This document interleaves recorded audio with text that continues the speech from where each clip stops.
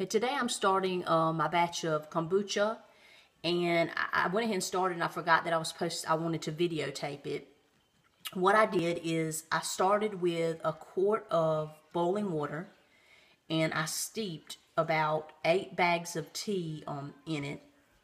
I let it sit for about 5 to 10 minutes, let it cool a little, then I poured it into a gallon jar. I filled, I added a cup of sugar to it, and I did use organic sugar.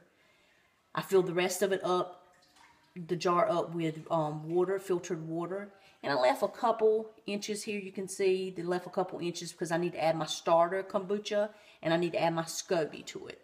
So I am growing a scoby, actually 2 of them, but I got one from someone else. They sent me one, and if you can see the big scoby, I shouldn't say little, the big scoby in there, it's folded over, and it's in a cup of kombucha. What I'm going to do is I'm going to open this up.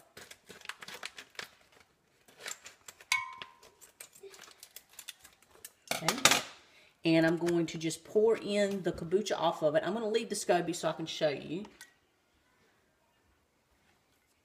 And I washed my hands really, really good. I sterilized the jar so everything is nice and sanitary. You don't want any unwanted bacteria. I want all of the good probiotics and the good bacteria, but I don't want anything that's not good. And I'm going to show you, this is the actual scoby. And you can see that it's about that thick. It's kind of gristly feeling. It's not slimy or anything. It's just gristly. And it feels kind of like Jell-O, kind of, if you wanted to smash it. I'm not smashing it because it is a living thing. But there it is. So now that I have my tea in there, I'm going to give it I've already put my starter. I'm going to give it a nice stir. Okay.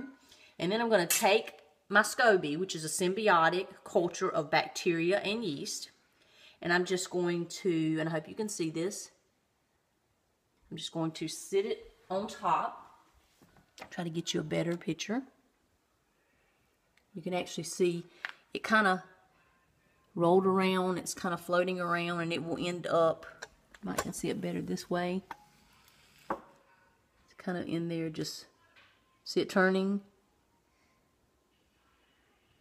So I have it in there.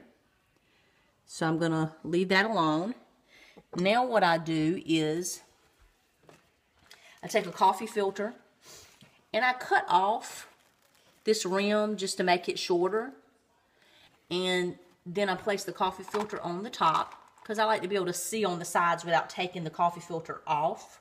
You can use a rubber band or some type of elastic. And I'm going to cover this. Make sure that it's tucked under. Oops.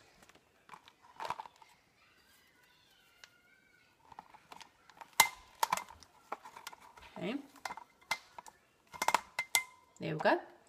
And I'm going to leave it like that so that nothing can get inside, but it still can breathe.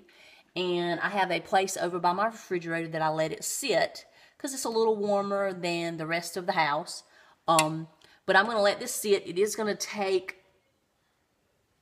probably 4 weeks for this to ferment into kombucha, and you just have to keep tasting it and see if it is to your liking. Some people say, and like I said, this is my first batch, so I'm kind of doing a lot of research with this, but it gets a little sour as you go along, more tart, and so you have to kind of keep tasting it to see when it gets to the point that you really like it. But I did use black tea and I used green tea because I'm more of a fan of green tea, but kombucha needs black tea, they say. There is some controversy out there about that, so I will probably be experimenting with that some later. But to begin with, I've started it off with a combination of organic green tea and black tea. So now I'm just going to sit it over in the corner and we're going to let it do its thing. Thank you for watching, and I hope you enjoyed.